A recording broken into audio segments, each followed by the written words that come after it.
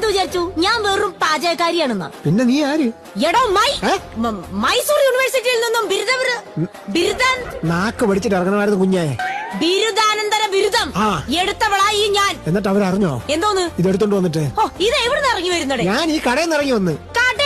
അതേടി, ഇത്രയും പോപ്പുലർ ആയ ഞാൻ എവിടെ കിടക്കുന്നു? താൻ എവിടെ കിടക്കുന്നു? ഞാൻ ഈ കടയിൽ കിടക്കുന്നു, നീ ആ കടയിൽ കിടക്കുന്നു. നീ ഒന്ന് മനസ്സ് വെച്ചാൽ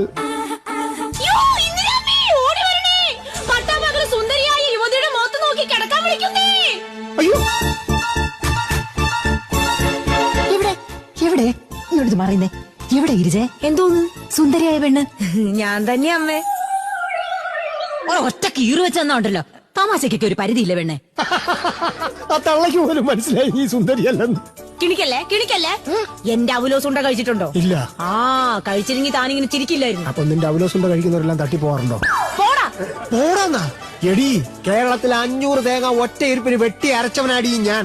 നീ എന്റെ അര കണ്ടിട്ടുണ്ടോ? പട്ടാപ്പകല് സുന്ദരിയായ യുവതിയുടെ മുഖത്ത് നോക്കി അശ്ലീലം പറയുന്നേ. അയ്യോ, എവിടെ ഗിരിജേ? ആര്? ആ സുന്ദരിയായ പെണ്ണ് മഴവില്ല് പോലെ വളഞ്ഞു നിൽക്കുന്നു. കേറി പോടിയത്.